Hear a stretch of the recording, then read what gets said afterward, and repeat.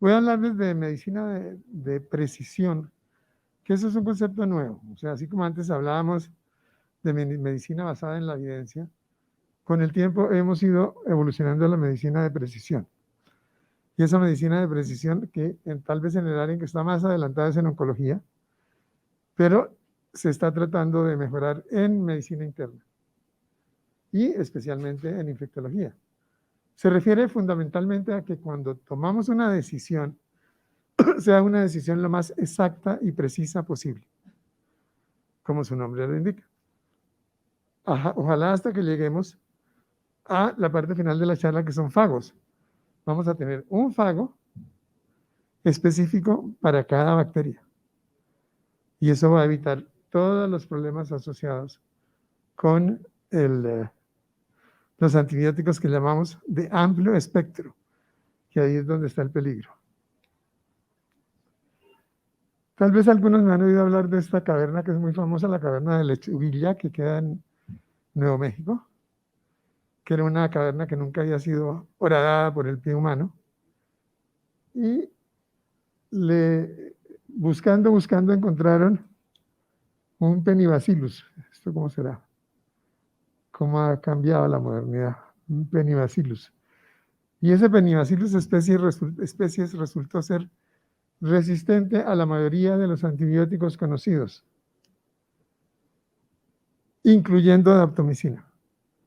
Y no había mediado ninguna influencia humana, ni había antibióticos, obviamente. Lo que muestra, en el fondo, es que no se necesita la presión selectiva de los antibióticos para crear resistencia. Esto es, los microorganismos para sobrevivir producen sustancias, porque es una carrera competitiva, sustancias que matan a sus competidores. Y eso se llaman antibióticos. Y eso quiere decir que han existido prácticamente desde que existen las bacterias, que posiblemente existan desde el principio de la humanidad. Yo le digo, yo pienso que Adán era bacterio y que Eva era bacteria, porque posiblemente de ahí llegamos en un meteorito, sabrá Dios de qué constelación. Entonces, les decía que la evolución de la resistencia es un fenómeno que ocurre naturalmente mediante mutación cromosomal o por transferencia horizontal de genes, y que puede observarse, como acabo de decirles, en ausencia de la intervención humana. Sin embargo, obviamente han sido los antibióticos por más de un siglo los que han motivado y aumentado esa presión de selección. Las infecciones por patógenos que son multidrogo resistentes no solo son difíciles, ya lo sabemos todos, ya estamos viendo casos en que prácticamente no tenemos ningún antibiótico para darle a esos pacientes, y eso lleva a usar regímenes menos efectivos o más tóxicos. Para el año 2050 se estima que la mortalidad asociada con estos gérmenes puede ser de 10 millones de personas por año.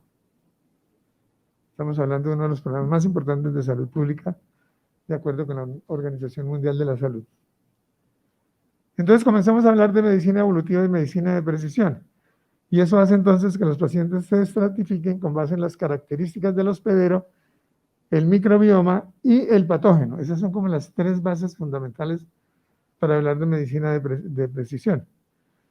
Los regímenes que normalmente diseñamos para eliminar una infección y están diseñados para que mátenlo tan pronto sea posible, usualmente imponen una presión selectiva que, dependiendo de las capacidades adaptativas de las bacterias, puede potenciar el riesgo de desarrollar resistencia, ya sea a corto o a largo plazo.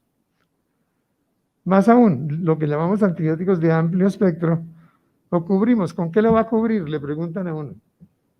¿Ve? Eso es absolutamente empírico, que empírico en español es lo mismo que en inglés. Empírico es una decisión de primera intención. En español, empírico es medio de indio amazónico, lo que se le vaya ocurriendo, lo que se le venga a la cabeza. Y eso obviamente compromete la salud del microbioma, que ustedes saben que es un nuevo órgano, pesa 1 kilo, solamente en el intestino tenemos más de 100 trillones de bacterias, y tienen el riesgo de causar o agravar enfermedades secundarias. Por lo tanto, para mirar qué vamos a hacer con los antibióticos, hay que considerar la trayectoria evolutiva de los patógenos, el sistema inmune del hospedero y el ecosistema microbiano comensal. que básicamente se resumen en este triángulo. Allá están los antibióticos que están atacando este patógeno, pero cuando uno los toma la decisión de usarlos, no piensa ni en el hospedero, ni en los otros microbios del organismo. Algo en lo que nunca habíamos pensado es que las bacterias tienen costos. Eso es una especie como de intercambio comercial. Entonces, durante el proceso evolutivo, las moléculas con actividad antimicrobiana son naturalmente seleccionadas para superar otras bacterias de su entorno, anulando las funciones fundamentales de los otros, como replicación, como transcripción o metabolismo del DNA. Pero aún si la resistencia ocurre en presencia de antibióticos, ya vimos que no necesitan los antibióticos para volverse resistencia. El hecho de volverse resistencia produce una disminución en la adaptabilidad. Es que este pointer es un poco truculento. Que en inglés lo llaman fitness, yo lo llamo adaptabilidad. Esto es, para que yo adquiera genes de resistencia, tengo que perder habilidades para replicarme, actividades para transmitirme y actividades para poder sobrevivir en medio de un entorno competitivo. Y entonces, el éxito de los patógenos resistentes va a consistir en la selección de mutaciones, ya sean de bajo costo o de no costo. Mientras más alto el costo que paguen las bacterias por la resistencia, mayor la persistencia de la resistencia. Mayor la resistencia a los antibióticos. Entonces, el destino de las mutaciones de resistencia está determinado en parte por su adaptabilidad, fitness. Es probable que las mutaciones que no pierdan o pierdan poca adaptabilidad tengan mayor probabilidad de sobrevivir aún en ausencia del tratamiento antibiótico. Por ejemplo, las mutaciones más prevalentes de Mycobacterium tuberculosis resistentes a isoniazida y a rifampicina lo logran a muy bajo costo o no costo, en comparación con las cepas silvestres. Eso hace entonces que la ausencia de la presión selectiva de las drogas antituberculosas, que en ausencia de esas drogas antituberculosas, estas cepas persistan y continúen causando brotes. Esto es, una vez que aparecen, se van a mantener todo el tiempo porque las transacciones que hace Mycobacterium tuberculosis es de bajo costo. Otro mecanismo interesante es el de las bombas de flujo. Las bombas de flujo están bajo control transcripcional y pueden amplificarse en presencia de los antibióticos de tal manera que los costos de adaptabilidad se remueven una vez que la resistencia se reduce. Eso hace entonces que los antibióticos relacionados con bombas de flujo con alta transcripcionalidad vayan a tener mayor tendencia a persistir. Pseudomonas aeruginosa, que todos sabemos que es bien poderosa, puede adquirir resistencia no solo por mutaciones genéticas, sino por genes de transferencia horizontal, plásmidos, y eso hace que se pierdan genes de resistencia en ausencia de antibióticos, y eso también atenúa los costos de adaptabilidad. Entonces, por un lado tenemos bombas de flujo, por otro lado plásmidos que están ayudando al problema. Y ahora, ¿cómo me devolveré? Otro fenómeno evolutivo importante lo constituyen las mutaciones compensatorias, que son mutaciones secundarias que reducen los costos de adaptabilidad de la mutación misma y se han asociado con un incremento de la transmisibilidad. Y estas mutaciones pueden tener relevancia cuando mantienen los alelos de resistencia y los clones de resistencia en poblaciones bacterianas. ¿Sí? ¿Me están siguiendo? Esto es un tema pesadito. Estamos hablando un poquito del futuro, de lo que no sabíamos que hacían las bacterias mientras nosotros las inundábamos con antibióticos. Además de los mecanismos genéticos que les permiten a las bacterias resistirse a los antibióticos o compensar los costos de adaptabilidad asociados, algunas pueden expresar rasgos que las protegen de los antibióticos. Otra vez pseudomonas. Por ejemplo, pseudomona tiene resistencia fenotípica a través de la formación de biopelículas. Mycobacterium tuberculosis tiene una pared gruesa, una pared celular, y el ciclo de vida tiene lugar en un granuloma que lo protege de la penetración de los antibióticos, y además de eso puede entrar en un estado de hibernación, que lo aísla del hospedero y también de los antibióticos. Por tanto, estos ejemplos ilustran que la resistencia a los antibióticos es un proceso multivariado evolutivo y que cada patógeno ha diseñado estrategias diversas para el fracaso de los antimicrobianos. Entender estos mecanismos, y es el futuro, puede conducir a refinar los tratamientos actuales enfocándose en antibióticos en los cuales la resistencia se produzca a altos costos. Esto es lo que se está pensando, es busquemos antibióticos en los cuales la resistencia no sea gratis. Este par de mecanismos que hemos conocido desde hace rato tampoco son gratis.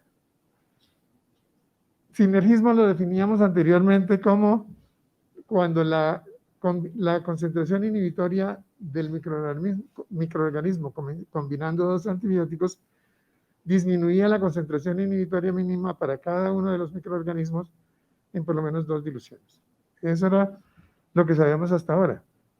Pero sabemos que ese efecto en el crecimiento puede estar influenciado por alteraciones fisiológicas, al punto que la combinación puede ser sinergista, pero también puede ser antagonista. A pesar del beneficio del sinergismo, se ha demostrado que puede promover resistencia. Miren ustedes, uno dice mezclemos un betalactámico con un aminoglicósido, que es un ejemplo típico de sinergismo. Resulta que de ese efecto que suponemos sinergista puede aparecer antagonismo. Y a pesar del beneficio del sinergismo, se ha demostrado que puede promover resistencia, porque a mayor efecto antibiótico elimina más competidores. Y las variantes sobrevivientes tienen, por tanto, acceso a mayores recursos. Este tratamiento combinado también puede seleccionar mutaciones que confieren resistencia a los dos medicamentos al tiempo. Porque, por ejemplo, se reprimen las bombas de flujo, nuevamente bombas de flujo. Lo otro que usábamos antes son tratamientos secuenciales. En una época, aún en este hospital, decidimos, para evitar la resistencia bacteriana, que en una época usábamos cefalosporinas, en otra época usábamos quinolonas, en otra usábamos aminoglicósidos. Cuando hablo de tratamientos secuenciales se refiere a la administración de varios antibióticos en secuencia cronológica a un paciente específico, en lugar de la administración simultánea. Y diferente de lo que acabo de mencionar, de los protocolos de rotación que habíamos usado hace unos años en los hospitales. Los estudios, en cambio, sugieren que las bacterias se adaptan a menudo a una presión única selectiva continua, cuando es un solo antibiótico que les está dando todo el tiempo. Pero en un tratamiento secuencial, la selección de subpoblaciones resistentes se interrumpe repetidamente al cambiar la presión selectiva. Esta estrategia por sí misma pudiera ser capaz de lentificar la evolución de la resistencia. Y esa evolución de la resistencia, a su vez, se puede aumentar aún más a través de lo que se llaman sensibilidad colateral y de la histeresis o histéresis, como la quieren llamar, negativa. ¿Qué es eso? La sensibilidad colateral es el resultado del intercambio evolutivo en el cual una mutación que confiere resistencia a una droga simultáneamente incrementa la sensibilidad de la otra. Se ha descrito en Baumani, en coli, en fecalis, en pseudomonas, estafilococcus. A diferencia de la sensibilidad colateral, la histeresis negativa resulta de cambios fisiológicos dentro de una generación bacteriana sin que intervengan las mutaciones genéticas. Ocurre cuando el uso de un antibiótico incrementa la sensibilidad del que se aplica luego, muy parecido al anterior, pero puede aumentar la efectividad de los tratamientos secuenciales aún en sitios de pobre penetración de los antibióticos. Por ejemplo, biopelículas o cuando hay niveles elevados de resistencia. Este efecto lo comentábamos hace poco con Freddy Guevara, que es el efecto, yo lo llamo sube y baja, que es el seesaw effect. Y se demostró cuando en el tratamiento combinado con daptomicina y betalactámicos condujo al fenómeno conocido como efecto seesaw, en el cual las cepas de Staphylococcus aureus meticilino resistentes no presentan resistencia a daptomicina, posiblemente al prevenir la emergencia de esas mutaciones que aparecen ahí, que son la MPRF. Alternativamente, ese efecto puede describir la resensibilización de las cepas meticilinas resistentes a daptomicina a un betalactámico, por los mecanismos que también involucran los mismos locos. La interrelación, además, entre daptomicina y betalactámicos puede explotarse de dos maneras. Resensibilizar los meticilinos resistentes a daptomicina después del tratamiento o disminuir la resistencia a daptomicina con la exposición continuada a los betalactámicos. Eso está haciendo que muchas personas estén combinando lactámicos con daptomicina para prevenir la resistencia del agua y el agua. Pasemos ya a cosas más puntuales y además un poquito más digeribles, porque como les digo, el tema es pesado. A mí personalmente me pareció bastante pesado. Pero a mí fue el que se me ocurrió hablar de medicina de precisión. Hace 1000 años, cuando llegué a este hospital, yo traje la medición de los niveles séricos de aminoglicósidos. Comenzamos con gentamicina, después comenzamos a medir amicacina. Recuerdo que cuando hacíamos cálculos farmacocinéticos de los niveles de gentamicina, porque antes usaba todo el mundo 80 cada 8, y creo que todavía la mayoría de la gente sigue dando 80 cada 8, la gente se aterraba y me levantaba los brazos cuando me veían los corredores, porque yo usaba 120 o 130 miligramos cada 8 horas o cada 12 horas, dependiendo de las circunstancias, y aquello causó caos. Pero en este momento sabemos que es fundamental la medición de los niveles de los antibióticos, no solamente de los aminoglicósidos, sino de todos. Fíjense, primero, que es bien importante esa frase de la mitad. Por tanto, el principio de una dosis sirve para todos no aplica en la actualidad. ¿Sí? One dose fits all, dicen los gringos. Entonces, aquí usted le pregunta a un residente, ¿cuánto es la dosis de ceftazidima? Y todo el mundo le va a decir 2 gramos cada 8 horas. ¿Y cuánto es la dosis de lo que sea? Siempre tenemos en la cabeza un número fijo para darle antibióticos a la gente. En este momento sabemos que primero tenemos método, que es este método de la cromatografía líquida rápida de alto desempeño, que permite medir ampicilina, cefepima, cefotaxima, cefuroxima, linezolid, meropenem y piperacilina, además en infusión continua, que es la tendencia a la que vamos ahora, y voriconazol. En este estudio que les cito, que es el Journal of Laboratory Medicine, que aparece arriba debajo del título, solo una minoría de los niveles séricos de los betalactámicos estaban dentro de límites normales, la mayoría de los betalactámicos estaban sobredosificados y linezolid estaba infradosificado cuando se usaba las dosis convencionales. Otro cambio importante, que ya lo estamos aplicando en la institución, es que ya no medimos los niveles valle de vancomicina, sino que hacemos otro tipo de mediciones. Todo eso basado en que la farmacocinética y la farmacodinámica de los pacientes críticamente enfermos, los obesos y los adultos mayores, especialmente esos tres, tienen unas variabilidades farmacocinéticas enormes, farmacodinámicas enormes, que hacen que las dosis convencionales no sirvan. No tengo tiempo de entrar en detalles con cada uno de ellos, pero sí hacemos una dosificación de precisión, podemos mejorar el desenlace y minimizar la toxicidad. Ya iba a decir siguiente.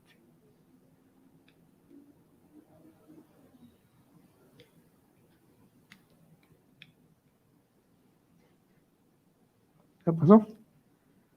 Les voy a poner únicamente este ejemplo para que miren por qué la importancia de esto y de las variaciones farmacocinéticas y farmacodinámicas. El más típico es el paciente crítico. Tiene un incremento en el gasto cardíaco, un incremento en el aclaramiento renal, tiene disfunción endotelial y tiene fuga capilar. Y eso conduce a un aumento en el líquido extravascular. Esos pacientes, por lo tanto, tienen un volumen de distribución aumentado que se sobreestima para los antimicrobianos hidrofílicos, como los betalactámicos, vancomicina y aminoglicósidos, mientras que los lipofílicos básicamente no se afectan. El otro punto importante es que la fuga transcapilar de albúmina produce hipoalbuminemia. Eso es un punto que casi nadie tiene en cuenta en los pacientes sépticos. Y ven que los pacientes sépticos están hinchados y los tratan con diuréticos, por Dios. Pero esos pacientes están hinchados porque tienen hipoalbuminemia. Pero esa albuminemia, por lo tanto, modifica o aumenta los niveles del antibiótico libre y aumentan el volumen de distribución y aumentan el aclaramiento renal. El aumento en el aclaramiento renal además puede deberse al síndrome de respuesta inflamatoria que incrementa el gasto cardíaco, disminuye la resistencia vascular e incrementa el flujo renal. Pero encima de eso, estos pacientes tienen alto riesgo de falla renal. Entonces, ¿cómo mezclamos toda esa serie de factores para hacer un cálculo farmacodinámico y farmacocinético adecuado? Por eso, nos saltamos los obesos, los adultos mayores. En este momento estamos calculando las dosis de vancomicina mediante la relación de la área bajo la curva sobre la concentración inhibitoria mínima, tratando de obtener una meta de 400 miligramos por hora por litro. Es importante tener en cuenta que ese cálculo de vancomicina no se puede generalizar, particularmente en pacientes con hipoalbuminemia, y solamente aplica a infecciones severas por Staphylococcus aureus. De tal manera que no es una formulita mágica que le vamos a aplicar a todos los pacientes con vancomicina. El uso de esa relación acorta la duración del tratamiento, reduce la nefrotoxicidad y no hay que estar tomando niveles pico y valle cada rato para definir la dosis de vancomicina. Otro de los avances que sirven muchísimo en medicina de precisión es lo que tenemos ahora con la secuenciación metagenómica de nueva generación. Este es un ejemplo de la aplicación de esta técnica en pacientes neutropénicos febriles. Esa secuenciación metagenómica de nueva generación constituye un abordaje diagnóstico prometedor porque puede detectar simultáneamente una gran cantidad de genes, de agentes de ADN, de agentes infecciosos en forma masiva y paralela, con una mejor sensibilidad y con una mayor velocidad que los métodos convencionales. Esos pacientes, estos gérmenes no tienen que ser viables. La detección es independiente del tratamiento antibiótico concurrente o de la posibilidad de cultivar los gérmenes, pero además permite descubrir restos de DNA en infecciones focales como en el intestino. Esto es algo que ya está muy en boga en muchos sitios, no está disponible en el país, pero es un procedimiento que vamos a tener dentro de muy poco. En este estudio que les estoy mostrando en neutropenia febril, analizan 98 episodios de neutropenia febril en 61 pacientes, y ven ustedes que cuando se hizo metagenómica, la posibilidad fue 43%, comparado con 14% en los pacientes a los que se les hicieron hemocultivos. Esos son los datos de por sí importantes para tenerlo en cuenta. Tenemos tiempo, yo no tengo reloj desde que comenzó la pandemia. ¿Cuándo? Bueno. Esto es una foto de ustedes mirándole los intestinos por dentro. Acuérdense lo que decíamos al principio, esta es otra de las áreas en donde se afecta fundamentalmente la situación cuando usamos antibióticos. El microbioma está compuesto de 4 filos y uno de sus roles más importantes consiste en la resistencia a la colonización por bacterias exógenas, lo que llamamos colonización e infección. Para ustedes que son tan aficionados a la microbiología, los componentes fundamentales de la microbiota son bacteroidetes y firmicutes. Los bacteroidetes son los más uno de los más representativos de la microbiota del intestino. Incluye los comensales principales y bacilos negativos como bacteroides, porfiromonas y prebotelas. Y los firmicutes son principalmente bacterias gram positivas como estafilococos, enterococos, estreptococos o lactobacilos. Y el género que ya no se llama Clostridium, sino Clostridioides, representa el 95% de todos los firmicutes en el intestino. Esa composición de la microbiota es muy dinámica, cambia con condiciones diversas. Cada uno de nosotros tiene una microbiota particular que depende de muchas circunstancias, entre otras de lo que comemos. Y eso hace que personas tengan microbiotas diferentes. Incluye principalmente bacterias anaeróbicas. La inmensa mayoría de esas bacterias nunca se han cultivado y no sabemos ni siquiera cómo se llaman. Pero también sabemos que en cuidado intensivo esa microbiota sufre muchas alteraciones por el estado crítico del paciente, por el uso de los antibióticos y por múltiples medicamentos. Y eso entonces ha hecho que pensemos en cómo tratar los trastornos de la microbiota en personas que están en cuidados intensivos con el fin de que esto no tenga implicaciones en la vida y en la muerte del paciente. Una de las que se comenzaron a aplicar desde hace rato, que es el trasplante de materia fecal en crocodioides difíciles, pero parece que también tiene actividad en modificar otras circunstancias de la microbiota. Y ya se están desarrollando tratamientos protectores como inactivadores de los antibióticos. Eso hace que entonces el manejo de la disbiosis que se ha dado en llamar a estos tratamientos podría constituir un factor clave en el manejo de los pacientes críticamente enfermos. Y esta gráfica un poquito resume todo lo que pasa con la microbiota en estos pacientes en la unidad de cuidados intensivos. En la parte de la izquierda tenemos la flora normal, compuesta por firmicutes, bacteroidetes, actinobacteria, proteobacterias, etc. Esas, como les dije, cumplen un factor fundamental en la colonización y resistencia y tiene variaciones individuales. Cada uno de nosotros tiene nuestros propios bichitos. A esas bacterias que están allá felices y tranquilas les damos antibióticos, les damos las toneladas de medicamentos que se les dan a los pacientes en cuidado intensivo. En el segmento de la izquierda arriba aparece la multidrogoresistencia y eso lleva a una pérdida de la riqueza bacteriana en el intestino y a pérdida de su diversidad y termina produciendo un trastorno en la parte de abajo en la barrera intestinal. En la parte de la derecha tenemos los mecanismos para prevenir y corregir la disbiosis.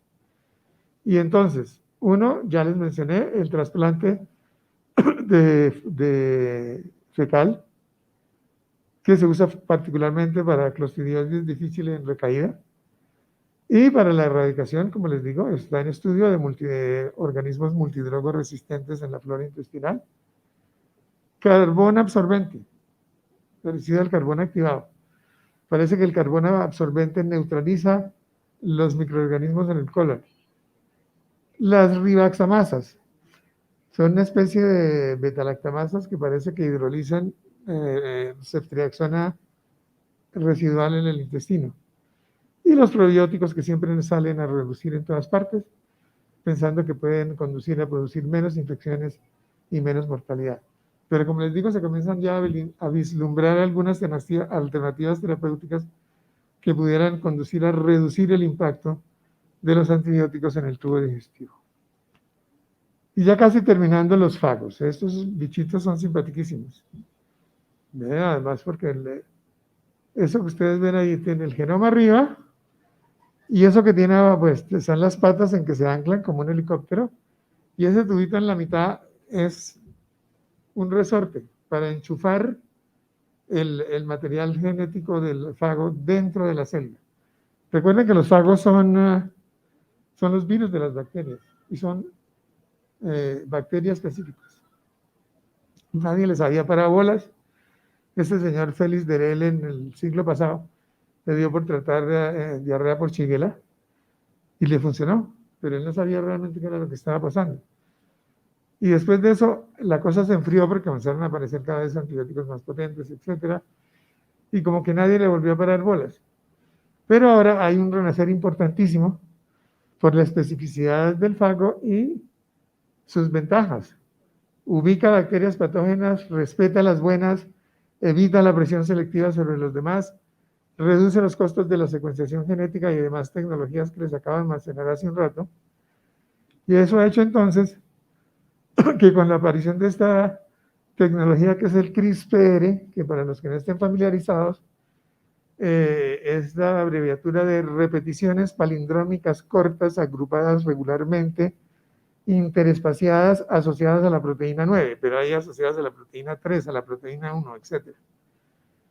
Lo que se hizo fue que en los genomas de los organismos procarióticos como bacterias arqueas, en donde encontraron esto, se me perdió, pero bueno, se lo resumo. Encontraron que muchas de estas bacterias habían sido infectadas por fagos y que había ahí una riqueza inmensa en términos de material genético de las bacterias y material genético de los fagos. El sistema CRISPR lo que ha significado es un nuevo sistema de edición de genes. Ustedes son como una especie de tijeras y ustedes pueden coger el DNA y cortarlo en la parte en que ustedes quieran cortarlo y luego unirlos o separarlos a su antojo. Y eso permite crear cócteles específicos para lo que ustedes quieran. Eso está teniendo implicaciones en el tratamiento del cáncer. Está teniendo, por ejemplo, algo que me encontré la semana pasada, por ejemplo, en la distrofia de Duchenne. Pero en muchas enfermedades genéticas posiblemente esto tenga un impacto significativo. Y obviamente el entusiasmo que hay ahorita con esto es absolutamente increíble. ¿Qué pasó con esto? Que entonces con esa técnica del CRISPR usted puede crear cócteles de fagos y dirigirlos como un proyectil teledirigido a microorganismos específicos. Este es el primer estudio publicado hace poquitico, creo que es de noviembre del año pasado, en donde, o diciembre, hasta abajo, 4 de diciembre del 2021, donde por primera vez utilizando un cóctel de fagos, se pueden hacer tratamientos contra E. coli productores de infección urinaria, así sean E. colis multiresistentes. Y por lo tanto el artículo termina diciendo esto, es posible que esto sea una excelente opción para pacientes con infecciones urinarias por E. coli, especialmente si son resistentes a los antibióticos convencionales. Y por tanto, esta es una tecnología que, como les mencioné, tiene implicaciones más allá de las enfermedades infecciosas, incluyendo oncología, que fueron los pioneros en usar este tipo de tecnología. Por lo tanto, para concluir, algunos mensajes para llevarse. 1. Las políticas preferidas actuales para contrarrestar la resistencia bacteriana se enfocan principalmente en limitar el uso de antibióticos y estimular el desarrollo de nuevas moléculas. Eso es lo que hemos venido haciendo en los últimos años, más una serie de medidas de prevención y comités y reuniones, aislamientos, etc. A pesar de que la utilidad de estas medidas pueden ser evidentes, no son suficientes para proveer una solución sustentable al problema y por lo tanto la adaptación evolutiva está en el centro de esta crisis. Por lo tanto, las estrategias futuras de tratamiento debieran necesariamente seguir los principios evolutivos. Las nuevas moléculas antimicrobianas van a proveer a lo sumo un alivio temporal, dado, miren lo que nos está pasando con ceftazidima y avibactam, por ejemplo. Ya en este hospital vamos en el 3% de resistencia a ceftazidima y avibactam. Les decía, a lo sumo un alivio temporal, dado que el proceso evolutivo es un proceso continuo y seguramente más temprano que tarde, como ya está pasando, la resistencia aparecerá. Las aproximaciones de hit hard, hit early, que Paul Ehrlich decía frappe fort, frappe vite, que eso lleva más de 100 años, deben ser refinadas. Ya pasamos esa época, repito, de los antibióticos de amplio espectro. Rapidísimo, póngale lo mejor que pueda con el cóctel más grande de antibióticos para tratar de solucionar el problema. Y yo entiendo la angustia que esto produce cuando uno tiene un paciente en choque séptico que se le está muriendo. Pero desafortunadamente esto que les estoy contando es el futuro. Y por lo tanto, esas técnicas deben ser refinadas teniendo en cuenta las características del linaje del patógeno individual, el paciente afectado y la microbiota asociada. Como les dije antes, esto es un tema pesadito, no es fácil. Claro que ahorita hay muchos infectólogos que nos descretan también con la biología molecular de la resistencia bacteriana. Pero resulta que eso es lo que tenemos en este momento y lo que podemos utilizar para hacer una selección apropiada de los antimicrobianos.